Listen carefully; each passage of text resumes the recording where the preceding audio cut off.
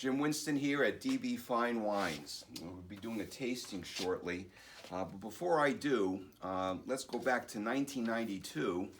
And it was the very, very first time that the U.S. Olympic basketball team could field NBA players. And it was a who's who of the finest players of the NBA at the time. 11 players from the NBA, one from the college ranks as well. And they referred to that as the Dream Team. David Robinson, Patrick Ewing, Larry Bird, Scottie Pippen, Michael Jordan, Clyde Drexler, Karl Malone, John Stockton, Chris Mullin, Charles Barkley, Magic Johnson, and the college kid was Christian Laettner. And we called that team the Dream Team. Now the tasting I'm about to do, I think of in somewhat the same way. This is a dream team of wines.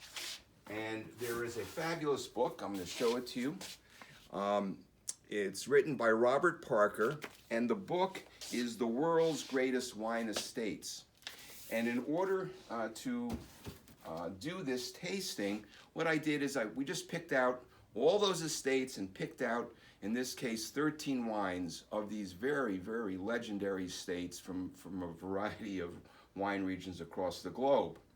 And I've just tasted through the flight, and the wines are exceptional. Tasted them all except for the wine that will start it, which is Krug, as a champagne. After Krug, we'll go to a Gigondas from Jaboulet. Then a Gaia Brunello, 2016. It's, by the way, it's a tremendous vintage year for Brunello. A terrific Malbec by Catena. Penfolds, a Shiraz, a Bin 28, Montevetrano. That particular wine is a Trey B. Carey winner. Clos Erasmus, one of my favorite wine producing zones in the world is the Priorat, and that's Clos Erasmus from the Priorat. We'll be looking at a Super Tuscan from Bulgari, Tuarita, a monster Cabernet Sauvignon that's so silky and great, Kilsada Creek from Washington State. We'll switch over to whites. We'll be looking at a Gruner Veltliner from Austria, Prager, Puligny Montrachet, also a tremendous vintage year, 2008 from Jadot, Kistler Chardonnay, and we are going to conclude with one of my favorite wine estates anywhere, Zinhambrecht, and we're looking at a Vendange Tardif, which is so hard to get a hold of. It's coming from a single cru vineyard called Clos Jebsol, and that will conclude this tasting flight.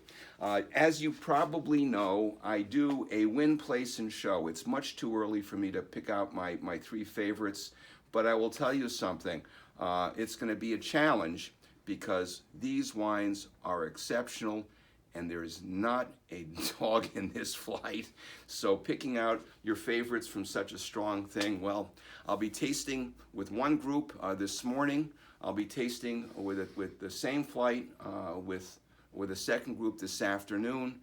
And probably by about 4 o'clock, I'll have my win, place, and show. Thank you very much.